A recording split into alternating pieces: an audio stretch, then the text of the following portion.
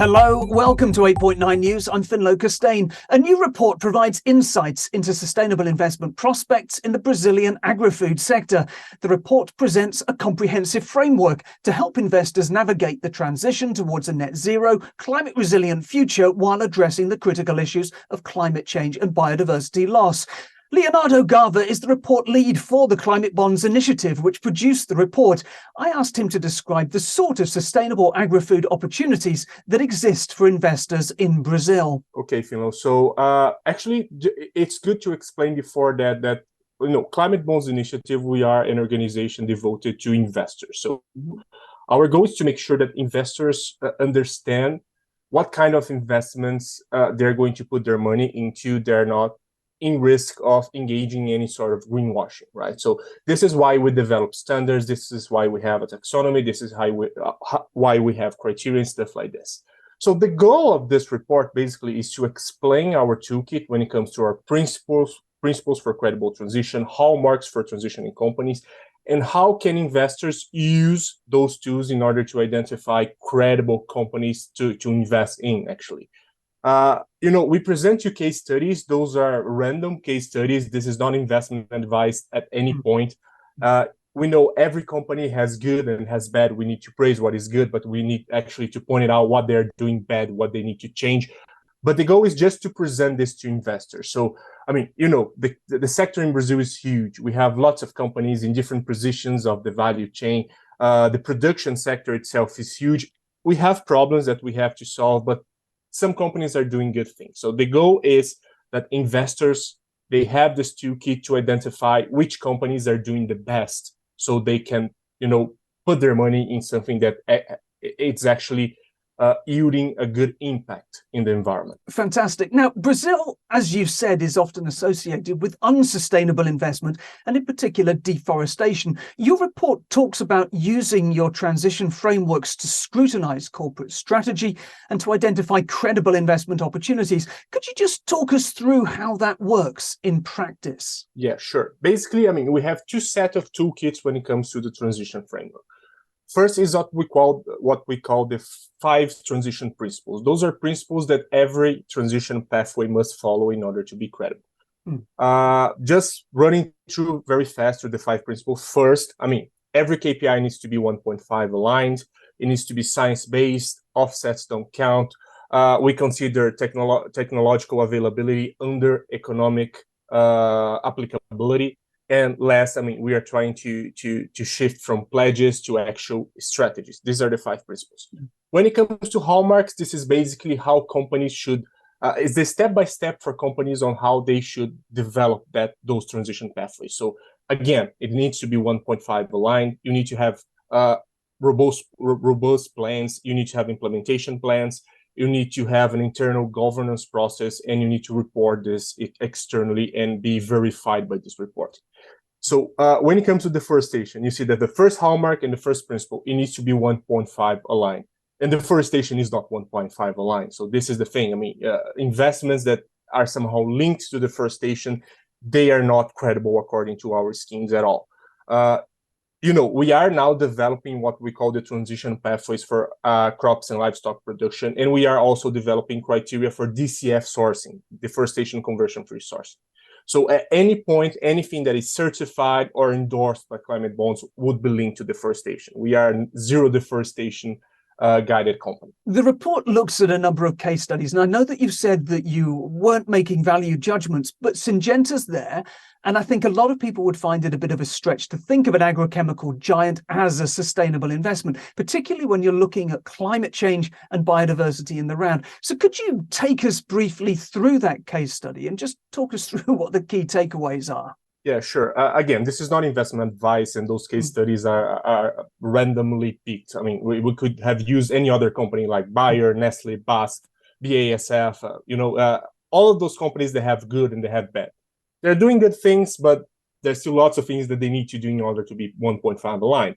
Syngenta, of course, like any other company, they're doing some things good. But again, one of the main critiques we have about Syngenta is, okay, you guys need to make sure that we understand what you guys are doing in order to transition the scope 3 downstream emissions, which is, and impact, which is the major source of impact from Syngenta. Actually, inputs that are used by farmers, and this is causing a lot of threat to the environment. So this is one of the main critiques about Syngenta as well. One thing that we felt that the reporting and strategy lacked was more of like a economic strategy on how they plan to invest in other sources of revenue in order to shift their business model from what it is today, an input-based company, to something more sustainable in the future. I'm not saying that in the future, perhaps we're going to still need chemical fertilizers, pesticides at some point. But yeah, we need to reduce a lot the way we are doing this right now, and Syngenta is a big part of this, like any other input company. This is what we feel like the Syngenta case study lacks the most. Mm. Do you think that there's sometimes a conflict between climate ambition and biodiversity ambition? And thinking about a company, like Syngenta, when we're talking about scope 3 emissions, perhaps it's possible to drive down emissions, certainly in terms of, life cycle analysis, to get more bang for your buck in terms of climate. But sometimes the impacts on biodiversity can be quite large as a result. Yeah. For quite some time, we at Climate Bonds, we have ever been like climate focused. So if you look at our criteria, the first one that we developed, we deal with mitigation and reduction of GHG emissions. We already have what we call an agriculture criteria that was developed in 2019 that looks at basically mitigation, adaptation, and resilience. In the past, we did not deal with biodiversity and other issues. Right now, as I mentioned, we are developing this new set of criteria for the transition, to define transition pathways for the sector. So to define the KPIs, what companies, farmers, they need to do in order to be 1.5 aligned and to meet Paris Agreement targets. And for this criteria, we started dealing with other issues in the sector other than just mitigation. So now we are dealing with biodiversity, with water usage, with packaging, circular economy, things like this, because climate is important. GHG emissions, it is important. We need to reduce, it's clear. But when we talk about the agri-food sector, there are many other issues that we need to tackle as well. This framework, the framework that I used in order to scrutinize companies and to present this case study is basically, it's how this transition pathway should be developed. I still don't know if their targets are 1.5 aligned. So when we have this criteria, we hope to launch this criteria in March 2024. We can use this criteria to basically say, okay, you have your KPIs. Are your KPIs aligned to 1.5? And when I say aligned to 1.5, it's not just climate. It's climate, biodiversity, water, and social issues, fair transition. There are many other issues that we need to look upon. This perhaps would be something for next year when we are updating these case studies and we are going to deep dive into the KPIs itself. But sure, I agree. There are many issues beyond carbon itself. Now, you mentioned the issue of greenwash earlier in terms of trying to get through some of those company claims, and clearly that's what you're helping with. But what do you see as the key challenges for investors in terms of identifying sustainable opportunities in Brazil? In Brazil, not just sustainable, but any kind of opportunity in the agri-food sector, I think there is an issue when it comes to risk assessment, especially for those points of the value chain that are closer to the production unit itself and farmers, borrowing money to farmers. Because, it's tricky. It's not as straightforward as it is assessing risk for any other business. It's not the same as assessing risk for energy, for example, because agriculture is complex, it is diverse. The way we do agriculture in Brazil is completely different than the way people do agriculture in Europe, in North America, in Asia, because those are different ecosystems. So it's very hard to have what we call a standardized risk assessment too.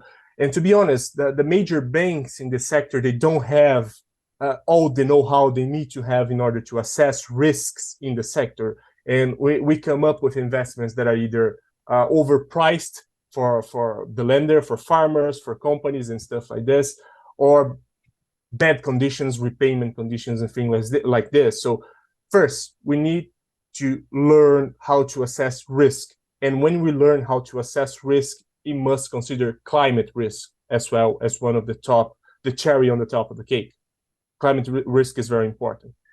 Second, not just for sustainable as well. In Brazil, the agri-food and agricultural sector, it grew a lot over the past 20 years.